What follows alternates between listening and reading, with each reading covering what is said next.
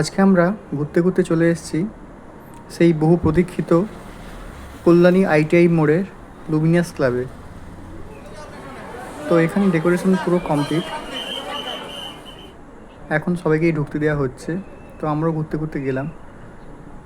তো প্রত্যেকবারের মতো যে লাইটিংটা হয় সেই লাইটিং আমরা দেখেছি, কিন্তু গতবারের মতো অতটা লাইটিং ভালো আমার লাগেনি, আপনাদের হয়তো ভালো লাগতে পারে। তো ভিড় তো প্রত্যেক বছরের মতো এবারও ভালোই হয়েছে। তো এখনও সেভাবে ভিড়টা ঠিক বোঝা যাচ্ছে না। তো দূর থেকে দারুণ লাগছে। এই যে ফোয়ারাগুলো দেখে মনে হচ্ছে পার্মানেন্ট, কিন্তু নাইলে টেম্পোরারি। পুজোর পর এগুলো হয়তো ভেঙে ফেলা হবে। সকালবেলায় দেখলে একরকম লাগে, পুরো সাদা, আর সন্ধ্যেবেলায় দেখলে লাইটিংয়ের জন্য আরও ভালো লাগে দেখতে। তো আস্তে আস্তে আমরা ভেতরে ঢুকে গেলাম। তো ভেতরে প্রত্যেক বছরের মতো একই রকম প্রায় কাজ থাকে সরকার ডেকোরেটরে।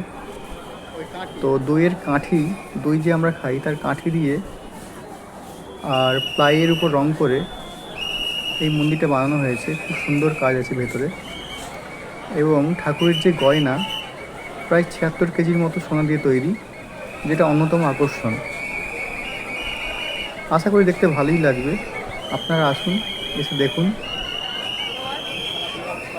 ভেতরে ডেকোরেশন খুবই ভালো, সোনার গয়না দিয়ে মাকে মুড়ে ফেলা হয়েছে, দেখতে খুবই ভালো লাগছে। আপনারা আসুন, আপনাদেরও ভালো লাগবে। ধন্যবাদ।